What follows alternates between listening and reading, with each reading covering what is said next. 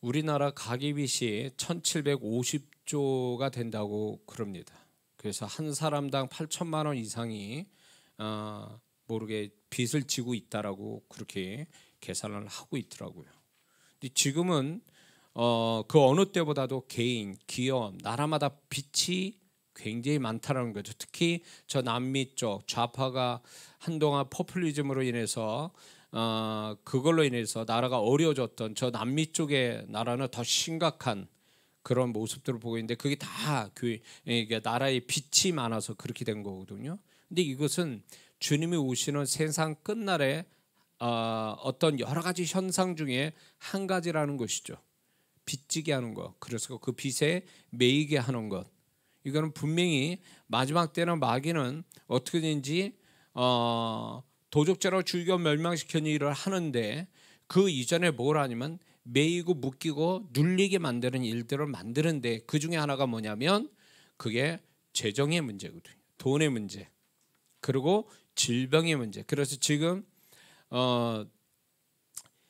그렇게 점점 갈수록 이렇게 원인을 알 수 없는 질병들이 더 많아져서 사람들이 질병으로 고통받는 사람이 더 많아졌죠.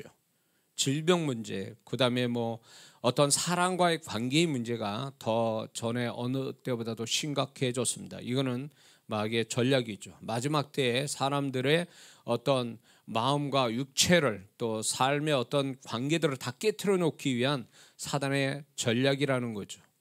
그 속에 우리가 믿는 자들이 지금 살아가고 있는 겁니다. 그런데 이제 빚지는 거 좋아하는 사람이 있다면 그 사람은 평생 그 빚에서 벗어나지 못할 것입니다. 제가 어렸을 때 우리 아버님 친구분의 한 분이 계셨는데 그분은 남의 돈이 곧 그분의 돈이에요. 그래가지고 빚지는 걸 좋아하셨거든요. 빚지게 뭐 이렇게 빚을 때는 하여튼 좋은 이야기 많이 하셨겠죠. 그런데 빚을 이렇게 얻게 되면 그 다음부터 이제 갚질 않고 정말 빚진 자가 빚을 준 자가 채권자가 채무자가 돼버리는 그런 상황을 어릴 때 제가 본 적이 있어요. 근데 그분은 평생 그러고 사시는 거죠. 남의 빚을 얻어다가 그렇게 살면서 이제 갚아야 될 때는 배째라 이런 식으로 그런 분을 보면서 그분은 평생 빚에서 떠나지 못하고 그 딸이 그때 당시 같은 교회 생활했었는데 그 딸이 저의 몇 살 아래였던데 그 딸이 그 피아노 학원 하면서 잘 됐어요.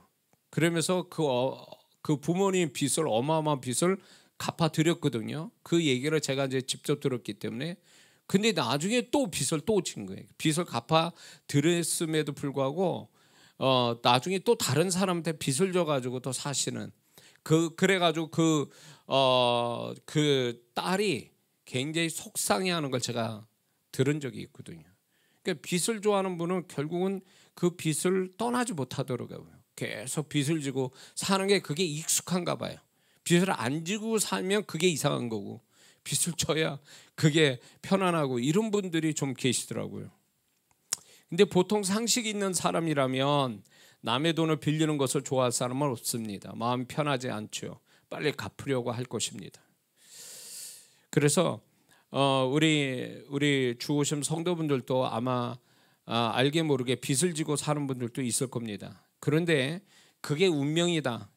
뭐 어쩔 수 없다. 당연하다.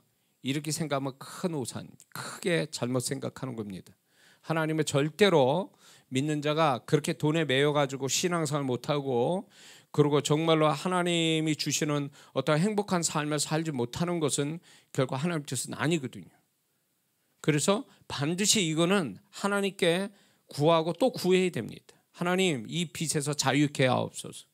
이건 하나님의 뜻이에요. 우리가 사랑의 빚 외에는 빚을 지지 말라고 하나님도 말씀하고 있는데 우리가 세상을 살아가는데 어쩔 수 없다라고 말한다면 그 어쩔 수 없는 게 믿음이 돼가지고 그 사람은 어쩌면 평생 빚에서 벗어나지 못하고 살 수도 있습니다.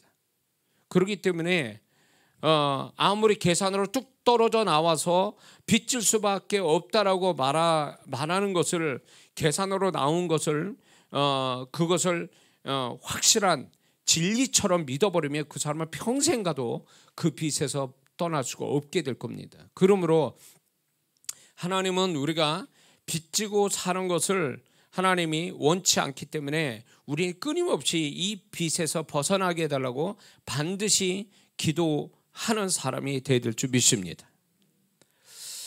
그런데 사람에게 은행에게 빚지는 것만 생각할 것이 아니라 오늘 믿는 자로서 하나님께 빚지지 말아야 한다는 것입니다. 하나님께 빚지지 말아야 된다.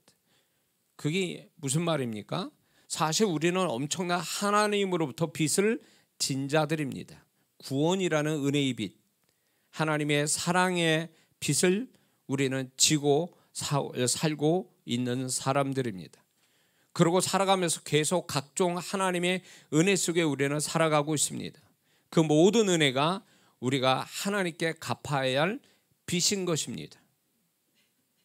근데 우리는 많은 하나님께 엄청난 은혜의 빚을 받고 있음에도 불구하고 안타까운 건 뭐냐면 많은 성도분들이 그게 하나님 앞에 최소한의 살아가면서 그 은혜의 빚을 기쁨으로 갚는 것에 대해서 인색하다라는 것입니다. 교회 나와주는 거, 하나님을 위해서 나와주는 것도 아닌데 자기를 위해서 나와주는데도 그게 그런 어떤 예배나 헌금이나 하나님 위해서 봉사하는 것들이 이게 다 하나님이 내게 주신 은혜의 빛을 갚는, 기쁨으로 갚는 신앙 행위인데도 불구하고 그것을 인색하게 하지 않는, 할 수 있음에도 불구하고 하지 않는다라는 것은 하나님으로부터 내가 얼마나 엄청난 은혜와 사랑의 빚을 받았는지에 대해서, 그리고 하나님은 그것을 갚으라고 말씀하지 않지만 우리가 그 은혜와 사랑을 안다면 우리는 정말로 사랑의 빚을 진 자로서의 하나님께 갚으려고 하는 것이 당연히 그분의 은혜와 사랑을 받고 사는 자로서의 마땅한 태도가 되는 줄 믿습니다.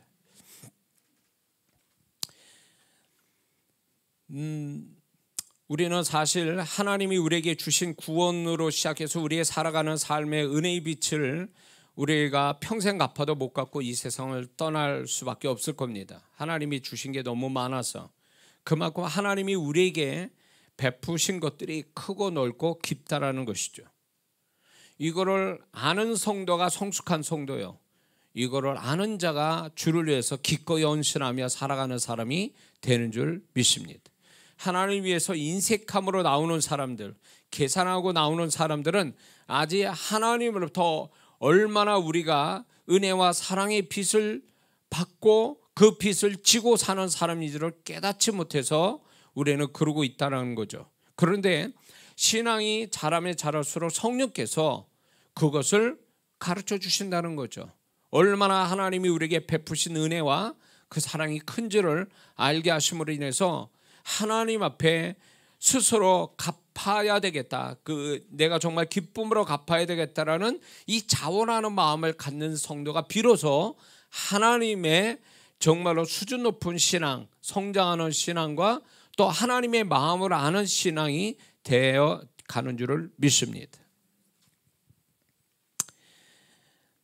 그래서 우리는 구원이라는 은혜의 빛, 살아가면서 받는 은혜의 빛을 기쁨으로 갖기 위해서 신앙생활을 하는 것입니다. 그러므로 신앙생활, 교회생활은 결국 하나님께 기쁨으로 은혜의 빛을 갚는 행위라는 것을 잊지 말아야 됩니다.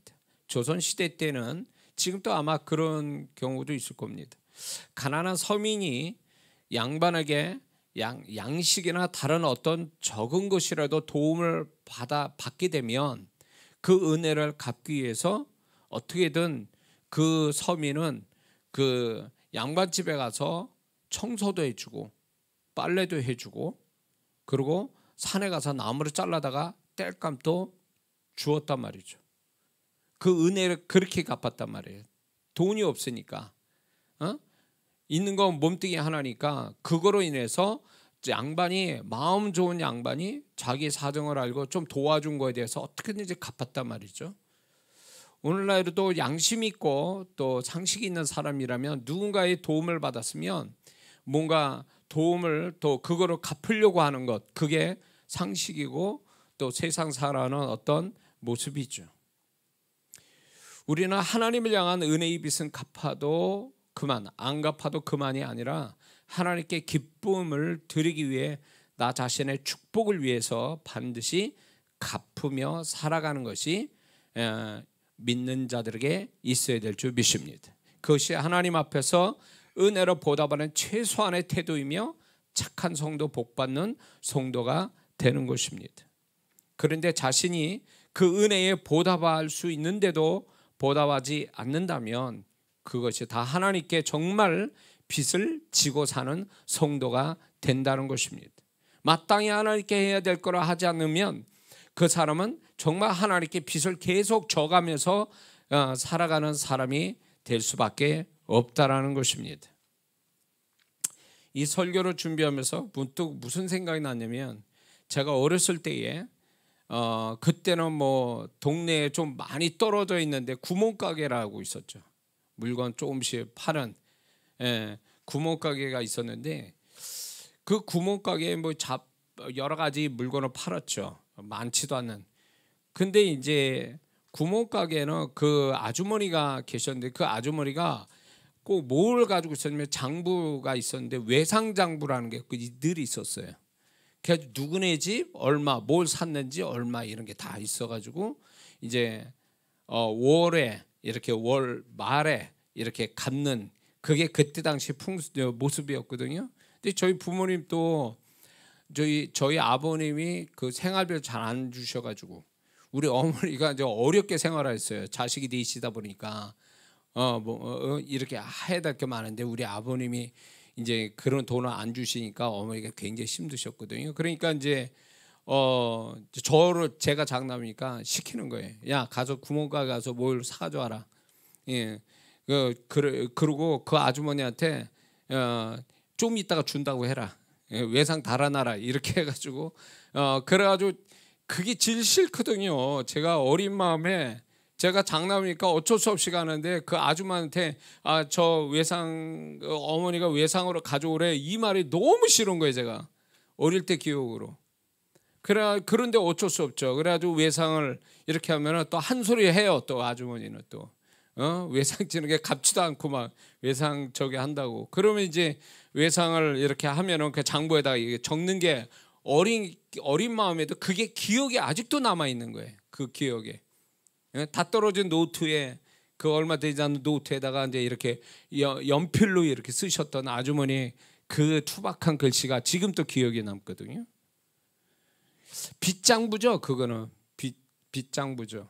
그래가지고 우리 어머니가 이제 아버님한테 생활비를 못 받고 막 이러셔가지고 갚아야 되는데 못 갚고 있으면요, 우리 어머니도 그렇지만 저도 그 구멍가게를 피해서 다녔어요. 이렇게 아주머니가 부를까봐, 야, 네 엄마는 왜 외상가 안 갚냐, 막 이런 소리를 저한테 했기 때문에 저도 도망 다녔거든요. 이렇게. 그러니까 그때 생각에 빚 지고는 못 살겠구나. 근데 뭐 저희 집안에 빚지는 역사가 아니야, 막 우리 부모님부터 시작해가지고 제가 40 넘을 때까지 빚지고 살았으니까, 저도 동생들도 그랬고 징글 맞거든요. 빚지는 거에 대해서. 다 그럴 거예요. 아마 그런 일이 있을 겁니다. 근데 분명한 것은 저희 부모님도 결국은 빚을 못 갚고 돌아가셨어요.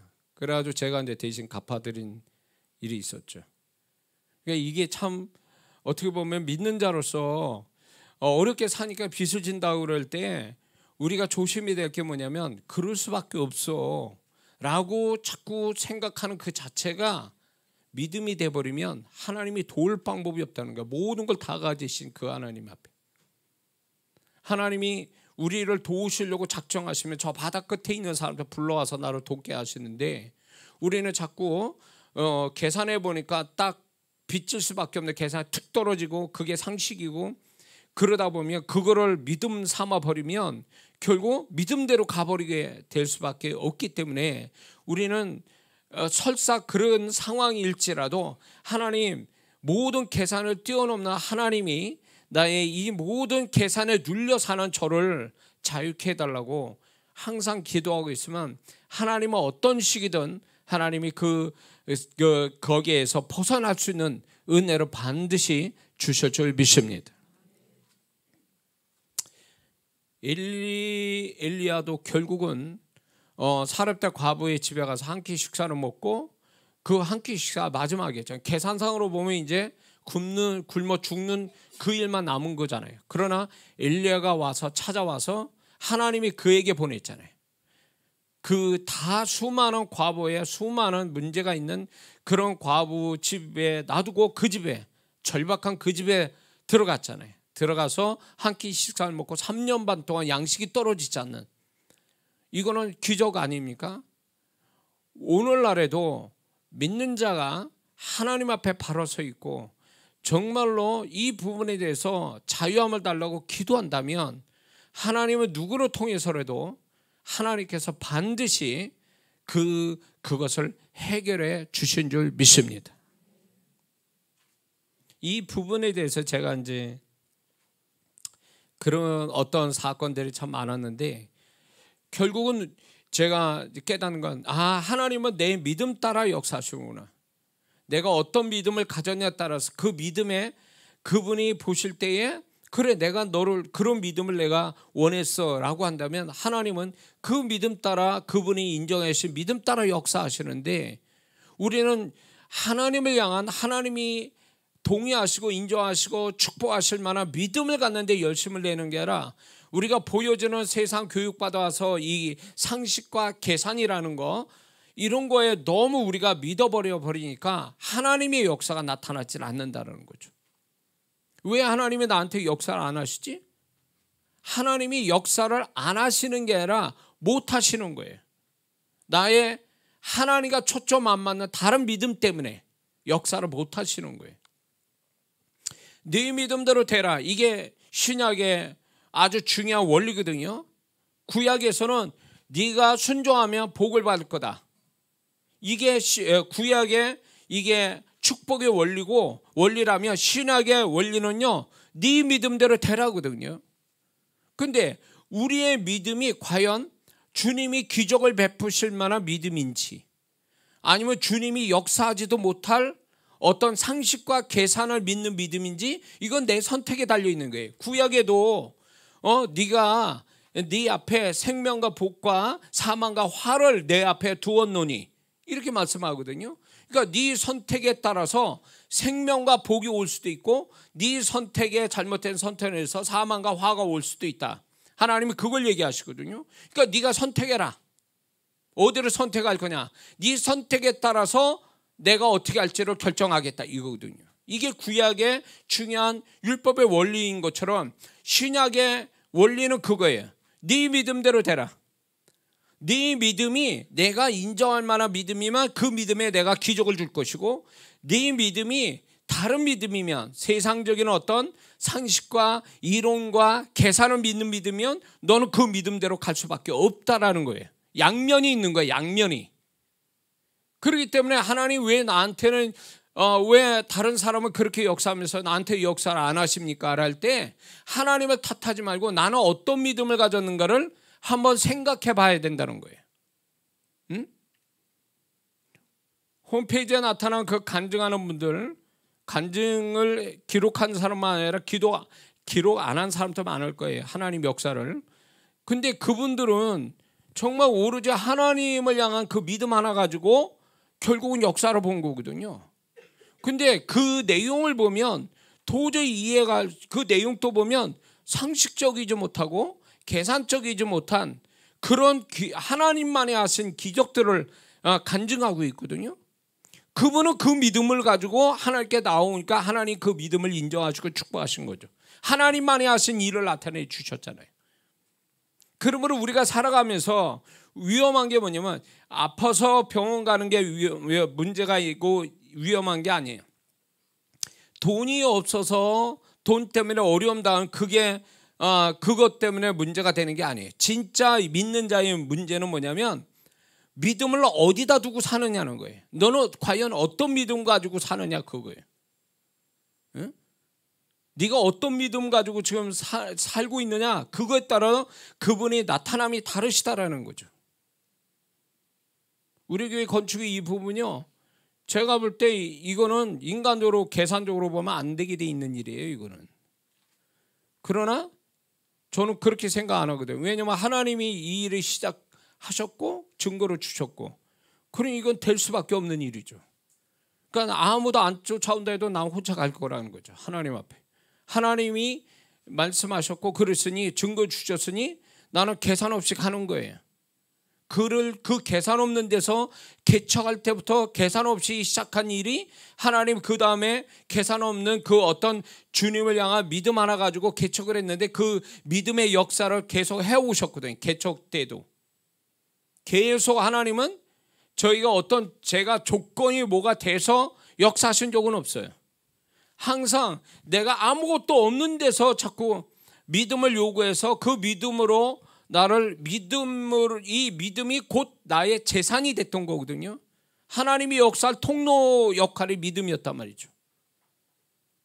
그래서 만약에 여기서 여러분 주오심 성도나 영사로 참여하는 성도 중에 나는 아무것도 없어 라고 절망하고 있다면 그때가 바로 하나님 전적으로 믿을 수 있는 때가 된 거예요. 하나님을 전적으로 믿는 그 자체가 얼마나 축복인 줄 아세요?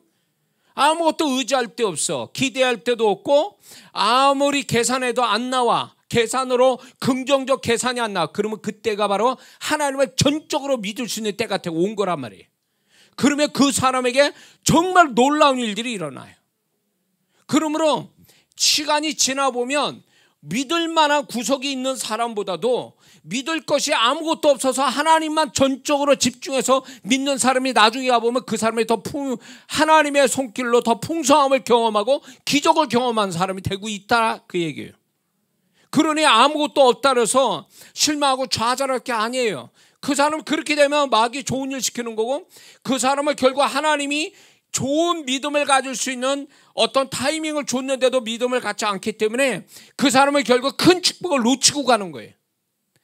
아무것도 없으니 무엇이든 받을 수 있는 자격이 된다 그 얘기예요. 하나님 앞에. 베드로가 아무것도 밤새도록 그물질에도 못 잡아서 절망하고 더 이상 고기를 못 잡는 그 시간이 됐는데도 그렇게 됐기 때문에 그는 아쉬움이 없는 거예요. 그냥 어떤 기대감도 없는 거예요. 그러나 그것 때문에 오히려 주님의 말씀을 전적으로 믿을 수 있는 믿음이 생긴 거죠. 응? 물고기를 조금이라도 잡았으면 밤새도록 그물질에서 물고기 좀 잡았으면 이걸로 족하다라고 집에 들어가서 예수의 말씀에도 안 듣고 그냥 집으로 들어갔을 거예요. 그러나 베드로는 아무것도 잡은 게 없으니까 완전히 제로 상태였기 때문에 예수님을 100% 믿을 수 있는 믿음이 생긴 거예요. 예수님의 말씀을 100% 믿을 수 있는 믿음이 그때 생긴 거예요. 아무것도 없으면 100% 하나님을 믿을 수 있는 믿음을 가질 수 있다 그 얘기예요. 뭔가 내가 10%고도 20%고 내가 믿는 구석이 있으면 그거와 비례해서 하나님을 믿는 것이 그만큼 줄어든다는 거 아십니까? 그러니까 지금 내가 능력이 부족해서 삶을 잘못 살아가지고 내가 모자른 게 많고 없는 게 있고 빚도 지고 이렇다 그러면 그거를 보지 말고 오히려 그것 때문에 더 기대할 수 없는 그것 때문에 하나님을 더 기대한다면 그 사람은 좋은 방향으로 하나님의 역사를 볼 찬스를 가질 사람이라는 걸 잊지 말아야 될 줄 믿습니다.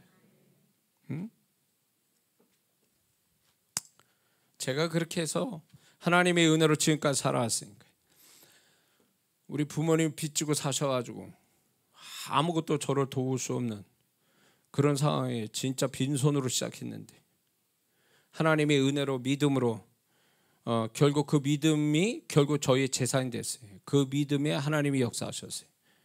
앞으로도 마찬가지예요. 우리 교회 여러분들 지금 긴가민가 이럴지도 몰라요. 지금 우리 교회가 그렇게 될까? 아니요. 그렇게 됩니다. 우리가 고백한 대로 실상이 지금 되고 있잖아요. 우리가 믿음 고백을 하는 대로 지금 하나님 역사해 가고 있잖아요. 그러니 보이는 거를 바라는 것들의 실상이 믿음이라고 그랬거든요. 그렇기 때문에 바라고 말하고 믿고 그러면 그게 나중에 실상이 되는데 세상 사람을 모르는 거예요. 이 원리를 모르는 거예요. 세상 사람은 이해도 못하는 거라고. 근데 이거를 인정하시고 축복하시는 하나님이 우리에게 있기 때문에 그 믿음은 넉넉하게 우리가 사용할 수 있는, 그게 헛소리가 아니고 그게 헛것이 아니라 정말 하나님이 역사하는 믿음을 가지고 사는 자이기 때문에 그게 엄청난 역사를 가져온다는 걸 우리가 세상 앞에 자랑해야 된다는 거죠. 그거를. 자, 얘기는 다시 돌아오겠습니다. 그래서 우리가 하나님 앞에 받은 구원과 살아가는 은혜를 갖기 위해서 우리가 당연히 하나님 앞에서 해야 될 일이 있는데, 이것이 은혜의 빚을 갚는 것이라는 것입니다. 그것이 무엇일까요? 첫 번째는 범사에 감사하는 것입니다. 하나님이 베풀어 주신 것들에 마땅히 감사를 할 줄 아는 자가 진짜 상식 있는 자고, 하나님을 정말로 기쁘게, 하나님은 마땅히 감사를 우리에게 받으셔야 마땅한데도 감사하는 자를 또 기뻐하신다는 게, 그만큼 우리를 생각하시고 사랑하신 분이죠. 그래서 우리는 어떤 식으로 하나님이 베풀어 주신 것들, 구원으로 시작해서 살아가는데 은혜로 주신 것들에 대해서 우리는 마음과 입술로, 헌신으로 마땅히 감사하는 거죠. 근데 마땅히 감사할 거를 감사하지 않는다면 그거는 결국 하나님께 계속 빚지고 사는 자와 같다라는 얘기죠. 감사는 결국 하나님께 빚진 것을 갚는 모습이라는 걸 잊지 말아야 될 줄 믿습니다. 두 번째는 은혜의 빚을 갚는 두 번째 모습은 뭐냐면 더욱 거룩해지는 겁니다. 왜냐하면 죄를 지면 점점 거룩의 수준이 떨어져서 결국 하나님께 왕창, 그 죄 짓는 것이 결국 하나님께 왕창 빚지는 것과 같다라는 것이죠. 그러므로 더욱더 거룩해져 가는 것이 하나님이 베풀어 주신 은혜의 빚을 갚는 행위예요. 더욱 거룩해져 가는 게. 계속 죄를 짓고 사는 것은 결국 하나님께 빚지게 하는 거예요. 하나님께 빚진 자는 그 빚에서 자유롭지 못하고, 빚진 자는 결국 풍요한 삶을 살 수 없다는 얘기죠. 또 뿐만 아니라 하나님께 은혜의 빚을 갚기 위한 최소한의 태도는 뭐냐면 주의를 지키는 거예요.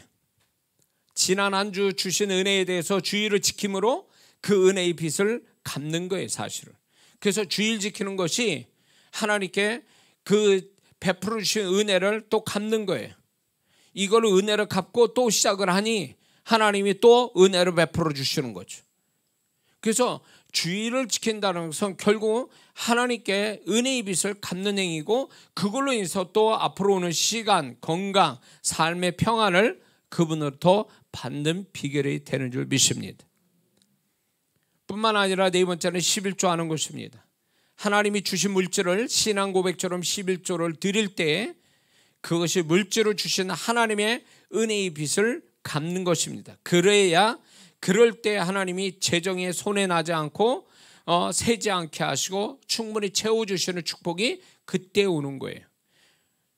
그러므로 마땅히 하나님을 향해서 해야 될 것을 하지 않은 것으로 하나님께 빚지게 되면 어떻게 될까요? 두 가지를 우리는 생각해 봐야 됩니다. 하나는 채권자는 채무자에게 빚을 갚도록 정당하게 요구하듯, 하나님은 반드시 빚을 갚지 않는 자에 대하여 빚을 갚도록 작업하신다는 거죠. 어떻게 해요? 주의를 지키지 않는 것이 얼마나 위험스러운지를 알게 하신다는 거죠. 하나님께 드릴 것을 다른 용도로 11조가 나가는 것을 허락하실지도 몰라요. 감사가 나올 때까지 더 안 좋은 상황으로 내려가서 그때가 그 이전이 좋았어 라고 할 상황으로 몰아가실지도 몰라요. 거룩의 수준이 떨어지는 것이 얼마나 위험스러운가를 알게 해서 죄를 버리게 하시고 또 거룩해질 수밖에 없는 상황으로 몰고 가실지도 모른다는 거죠. 채권자는 절대로 채무자가 빚을 갚지 않는다면 가만히 있지 않는다는 게 채권자들의 모습이죠. 하나님 또 은혜를 주시지만 은혜를 주실 때 그 은혜를 최소한으로 은혜의 빚을 갚으려고 하는 최소한의 행위를 갖는 것을 통해서 하나님은 그걸 통해서 기쁨을 받으시고 또 그거를 함으로 인해서 그 성도에게 정말로 빚진 자는 아니지만 그 은혜의 빚을 갚으려고 하는 그 행위 때문에 하나님은 또 새로운 축복을 주시는 하나님이시거든요.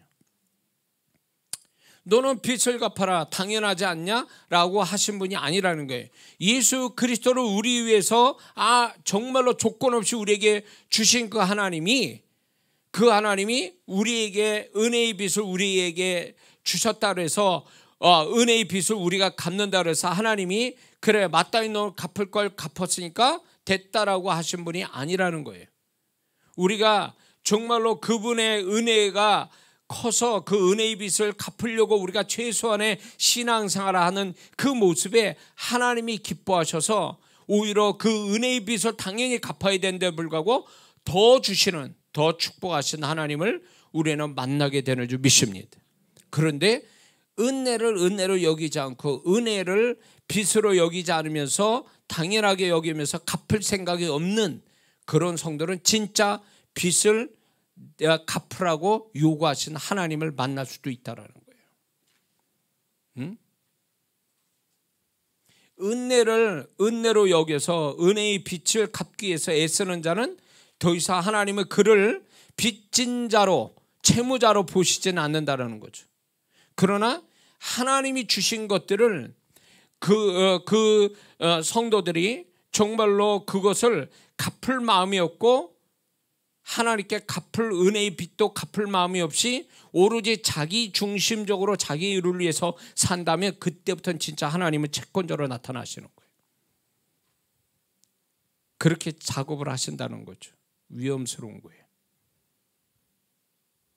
두 번째는 하나님이 우리가 진짜로 해야 될 일을 하지 않아서 하나님께 빚진 자가 된다면 두 번째는 하나님께 계속적으로 빚을 갚아가기 전에는 새로운 것을 얻지 못한다라는 것입니다. 광야 1세대는 광야에서 하나님이 해주신 일들에 대해서 그들은 감사할 줄 몰랐습니다. 하나님을 신뢰하는 신앙도 못 가졌습니다. 하나님 앞에서 그들은 이런 감사와 찬양과 하나님에 대한 신뢰와 믿음을 더욱 갖는 것이 결국 하나님이 베풀어 주신 것들에 대해서 빚을 갚는 행위인데 이들은 그렇게 하지 않았다라는 거예요. 그래서 그들은 감사도 없고 신뢰도 없고 하나님에 대해서 반대로 불평하고 원망하고 이런 것들로 인해서 그들은 가나안 땅을 갖지 못하게 된 거죠. 약속한 거잖아요. 하나님이 가나안 땅을 이미 약속하셨음에도 불구하고 그 약속하신 축복을 못 받는 광야 1세대의 문제는 결국 뭔 줄 아세요?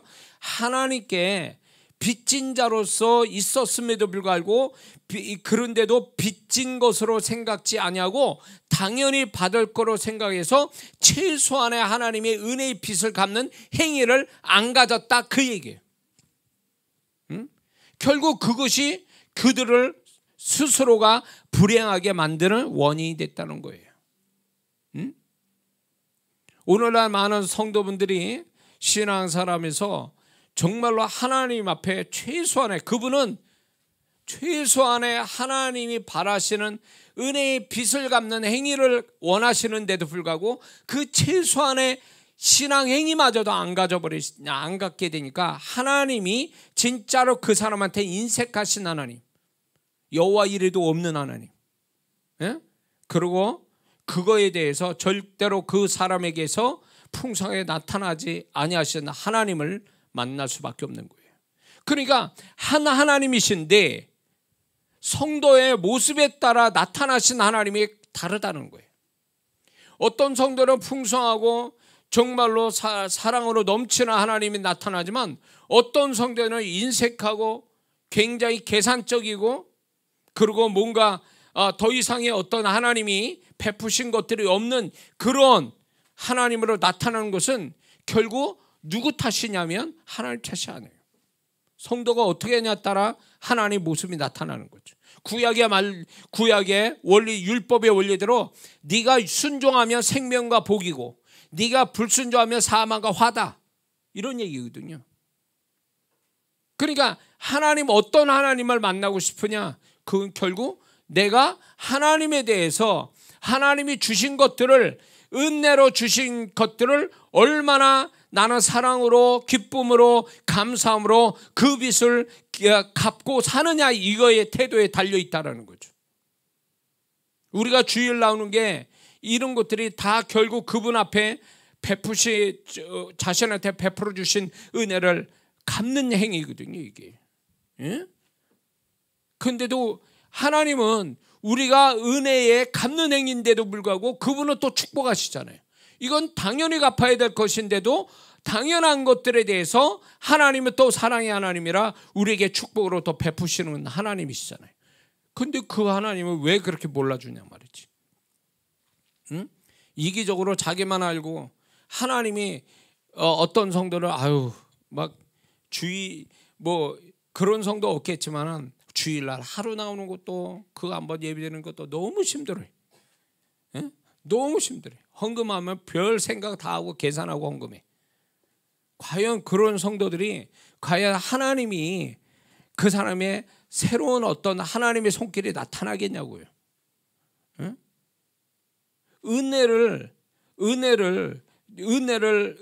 주신 은혜를 기쁨으로 정말 하나님께 최소한의 빚을 갚는 어떤 신앙행위를 갖는 거에 정말로 그렇게 할 수 있는 것에 감사하며 살아갈 성도들이, 그게 아니라 하나님께 채권자 형태로 신앙생활을 한다면 이 사람은 하나님께 받을 건 없어요.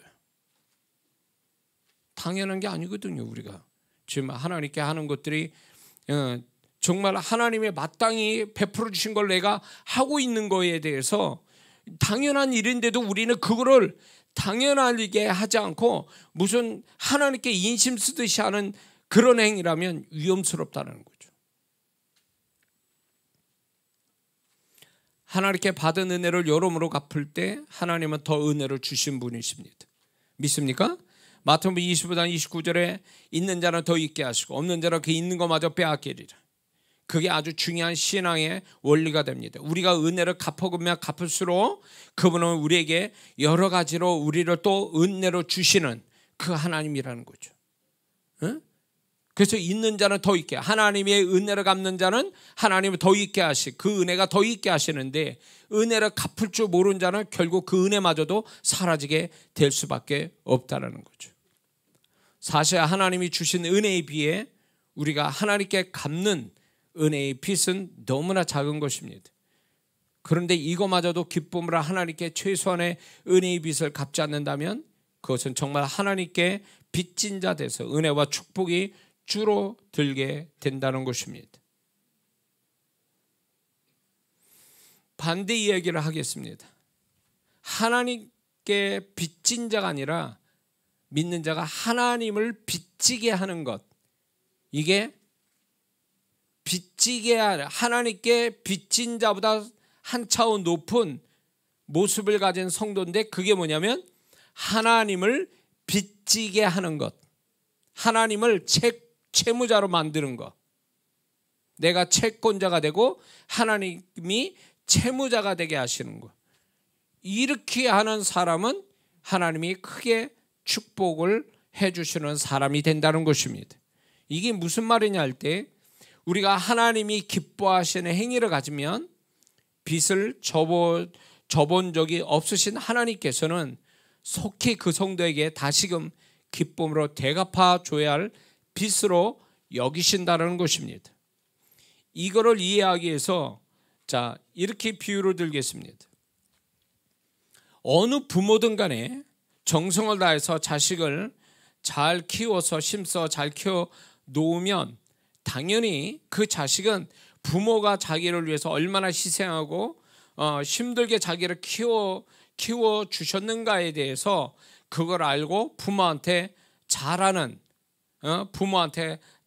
것이 마땅하고, 부모로서 또 자식한테 대접받는 것이 당연한데도 불구하고 어느 부모나 자식한테 대우를 받고 대접받는 거에 대해서 당연하게 여길 부모는 없다는 것입니다. 왜? 그 자녀를 사랑하기 때문에. 사랑으로 모든 희생하면서 키운 것에 그 즐거움만 가지고 있을 뿐이지 내가 이 자식을 키워가지고 내가 덕보겠다 이런 부모는 없다는 거죠. 그래서 자식이 커서 부모 고생한 거 알고 뭔가 부모한테 뭔가 도움을 준다면 부모는 항상 이런 말 하죠.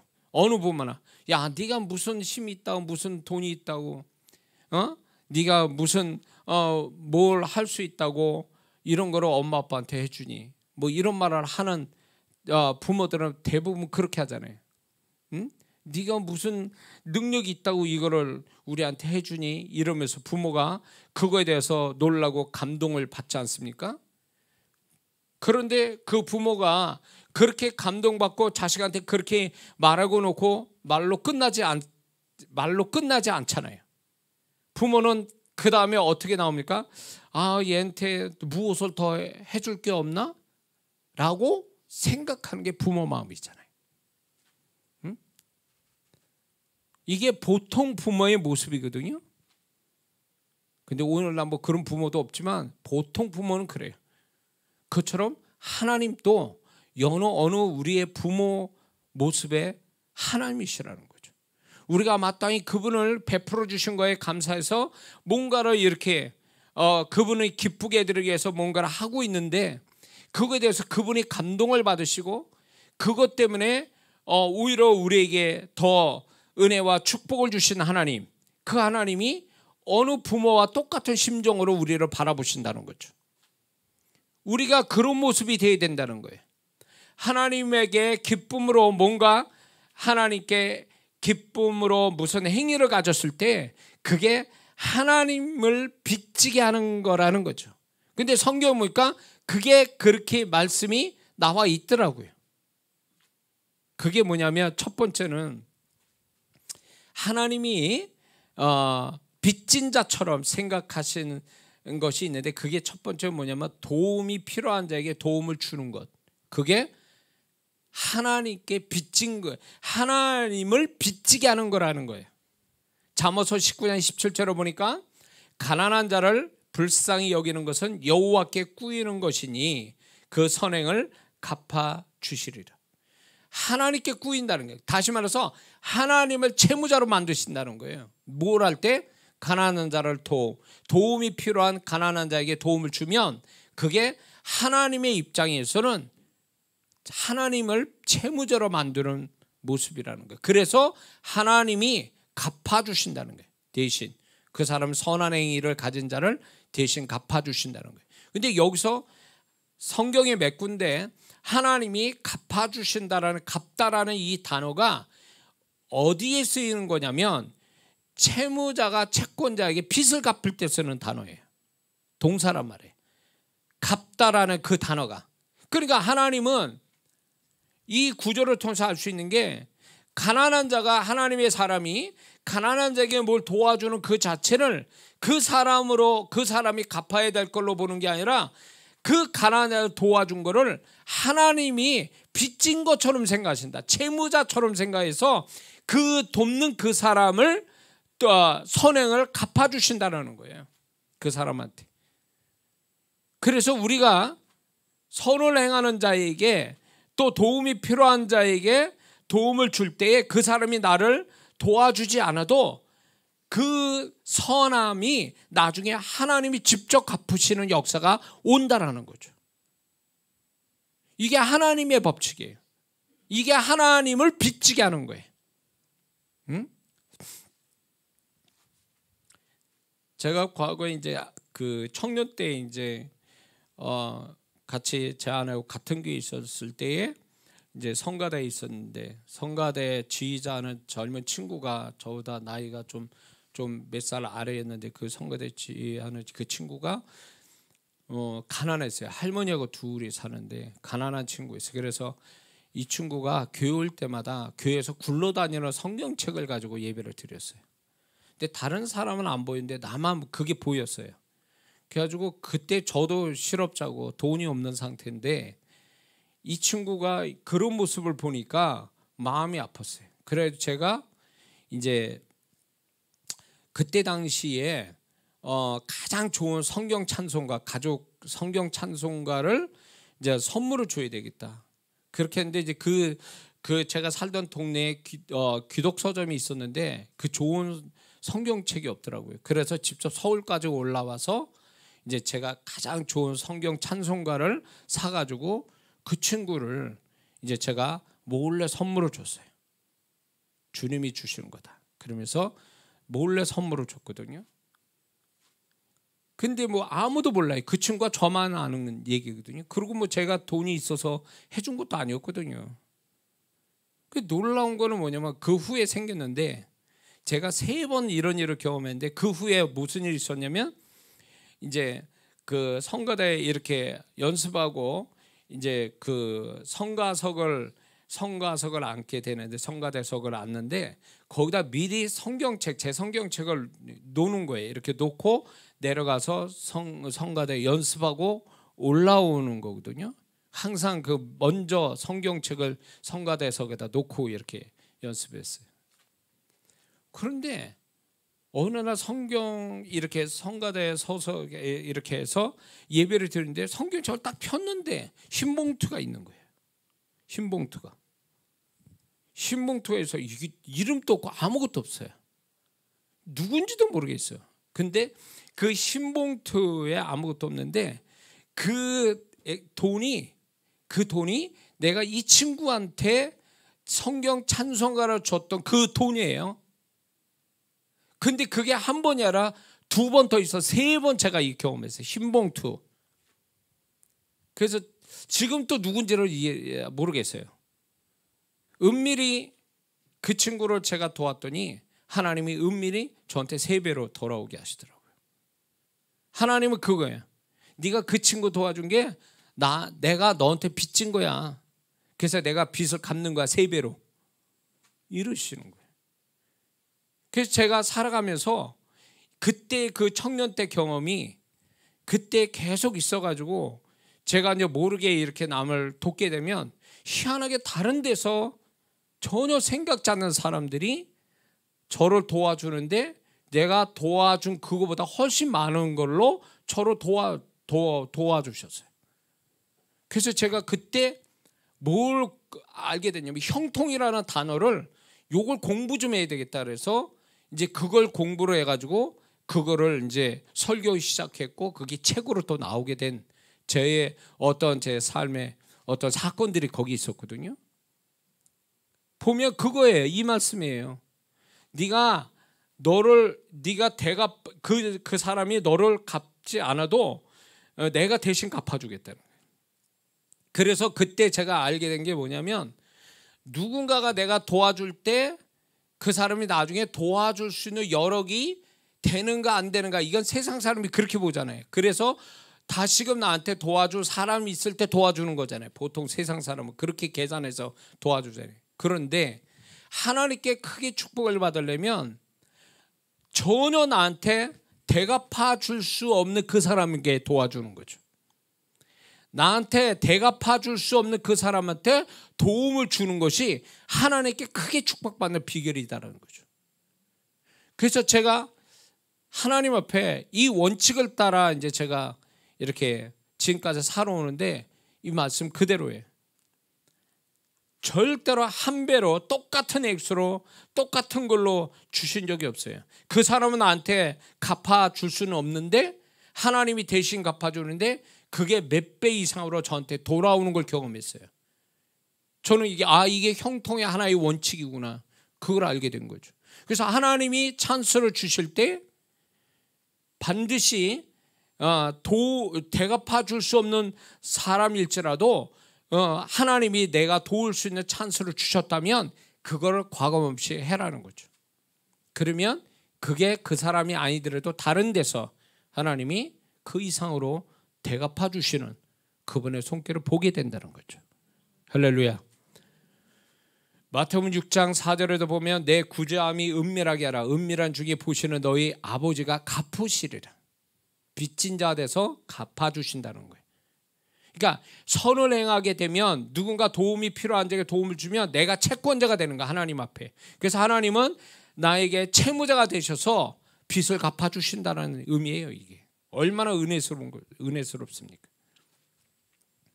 마태복음 25장 31절에 양과 염소의 비유에서 이제 주님이 이런 말씀하죠. 줄일 때 먹을 걸 주었고 목마를 때 마시게 하였고 나그네 됐을 때 영접하였고 헐벗을 때 옷을 입혔고 병들었을 때 돌아보았고 옥에 갇혔을 때 와서 보았다.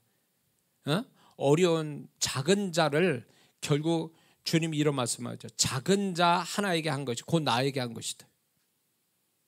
그러니까 우리는 꼭 우리 주변에 하나님이 나를 축복하기 위해서 뭔가 다른 사람이 도움을 나에게 줘서 나를 축복하는 그것도 있지만 하나님은 더 크게 축복 주시기 위해서 어떤 방법 쓰냐면 그 사람의 어려운 가운데서 털어서 누군가를 도와주게끔 인도하신다는 거예요. 도와주게끔 그런 사람 만나고 도와줄 수밖에 없는 상황으로 하나님이 그 상황에 가게 하신다는 거죠. 그럴 때 거기에서 만약에 내가 나도 힘들어 죽겠는데 그러면서 피해서 가는 사람은 축복을 놓치는 거고, 이 사람 하나님이 도우라고 나도 힘들지만 도우라고 그랬구나 그러면서 정말 하나님의 약속대로 그 하나님의 마음조차 행하게 되면 그게 그 사람에게 새로운 축복을 여는 계기가 되거든요. 그래서 어렵고 힘들 때 더 구제하고 도움 주고 하나님께 드리는 게 큰 축복을 받는 비결이 되는 거예요. 할렐루야. 자, 그리고 하나님을 빚지게 만드는 것, 채무자로 만드는 것이 두 번째는 뭐냐면 기도예요. 마태복음 6장 6절을 보니까 너는 기도할 때 내 골방에 들어가 문을 닫고 은밀한 중에 계신 내 아버지께 기도하라. 은밀한 중에 보시는 내 아버지께서 갚으시리라. 우리는 마땅히 기도하는 것인데 왜 하나님은 갚는다는 단어를 썼을까요? 응답하리라 이렇게 말씀해도 되잖아요. 근데 왜 갚는다라는 단어 썼냔 말이에요. 이거를. 그거는 그 속에 하나님의 사랑이 있는 거예요. 우리를 위한 사랑. 내가 기도하면 내가 너를 정말 내가 빚진 자가 돼서 너를 갚아줄 거야 이거거든요. 나는 빚을 못 견뎌. 그래서 네 기도하는 거에 나는 빨리 갚아줄 거야 이거거든요. 그렇기 때문에 우리가 기도한다는 건 하나님께 계속 하나님을 빚지게 만드는 자로 만들어 드리는 거예요. 그게 얼마나 은혜스러운 거예요. 우리는 당연히 기도할 걸 기도하는데 그분은 나의 기도를 사랑으로 나를 빚진 자처럼 생각하셔서 나를 갚아주시는 하나님이 나타나신다는 게 얼마나 감사한 거예요.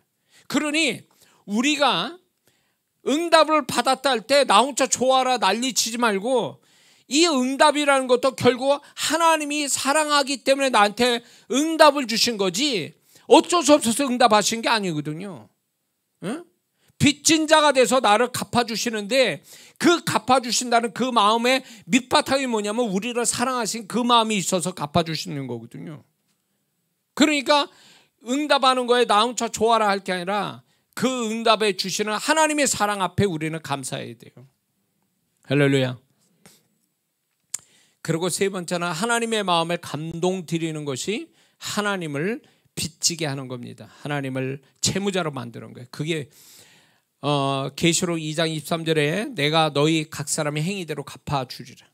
그러면 하나님의 마음에 감동 드리는 행위가 이것이 결국 하나님을 빚지게 하는 건데 그 예를 들면 열왕기하 4장에 가보면 수넴 여인이 엘리사 선지자에게 지극하게 대접하지 않습니까? 없는 방도 만들고 음식을 대접하고 그것이 이제 엘리사가 이런 얘기하거든요. 내가 너희를 위해서 무엇을 하랴 이러면서 부담을 안고 얘기를 해요. 네 소원을 얘기해라. 이게 소위 말해서 뭐냐면 엘리사를 통해 나타나는 게 뭐냐면 하나님이 이 수넴 여인에 대해서 부담을 느꼈다는 건 결국 하나님이 빚진 자의 마음을 갖고 계신 거죠. 그래서 어떻게 됐습니까? 아들을 얻게 되죠. 또 나중에 그 아들이 죽었는데 다시 살리는 역사를 하나님 주시잖아요. 이게 엘리사는 그렇게 원치 않았는데 수넴 여인이 너무너무 이 귀한 하나님의 사람을 대접하기 위해서 그렇게 최선을 다하는 것이 하나님을 감동시켰고 그게 하나님을 빚지게 만든 거죠. 그것을 엄청나게 하나님이 갚아주신 거죠. 아들을 얻게 하고 죽은 아들을 또 살리게 하시는 거죠. 열왕기상 3장에 가보면 우리가 다 아는 것처럼 솔로몬의 1000번째 넘치겠죠. 누구도 하지 못하는 거. 그의 헌신이 하나님을 감동시켰어요. 그것이 솔로몬은 하나님께 기도하지도 않았단 말이에요. 1000번째 들어놓고 뭘 구한 것도 아니었단 말이에요. 그런데도 불구하고 하나님이 나타나서 내가 너 뭐 해주기 원하냐. 이게 하나님이 빚진 자, 채무자의 마음을 갖고 나타나신 거예요. 그럴 때 하나님께서 솔로몬에게 3가지 축복 주시잖아요. 지혜도 주시고 부도 주시고 영광도 주시고. 이게 하나님이 감동을 받았기 때문에 크게 빚진 자 마음을 가지고 이렇게 축복해 주신 거예요. 구하지 않아도, 여기서 중요한 거는 구하지 않아도 하나님을 감동시키면 그 감동 자체가 하나님을 빚진 자로 만들고 그 하나님이 생각지 않는 축복을 주시는 원리가 여기 있다는 거죠. 사무엘하 7장에 가보면 다윗이 이제 나단에게 이제 이제 성전을 짓는다고 얘기하죠. 짓겠다고. 그러니까 진 것도 아니에요. 시작도 안 했어. 말만 했다고 다윗은. 근데 하나님이 그 말에 감동을 받으신 거예요. 그러니까 하나님이 이렇게 얘기하죠. 너와 함께하여, 하나님이 다윗에게 그런 거야. 너와 함께하여 어디를 가든 내가 이기게 하고 내 이름을 위대하게 만들어 주리라. 내 나라와 왕위가 영원히 견고해지리라. 이렇게 약속을 먼저 주세요. 끝나고 나서 주신 게 아니에요. 말만 꺼내놨는데 하나님의 감동을 받으시니까 이런 왕이 없었니? 지금까지 언제 이런 왕이 있었느냐? 이렇게 얘기해요. 그러면서 다윗을 정말로 진짜 엄청난 축복을 주시죠. 하나님이 감동받으시니까 다윗은 구하지 않았어도 하나님이 알아서 채무자가 되어 빚을 갚되 엄청나게 크게 갚아주시는 거죠. 그러니까 신앙이 정말 우리가 하나님 앞에 좋은 신앙이라는 거는 결국 하나님과 마음이 맞닿아서 하나님을 감동시키며 살아가는 거, 그게 진짜 신앙, 좋은 신앙이죠. 하나님은 그런 신앙을 원하는 거예요.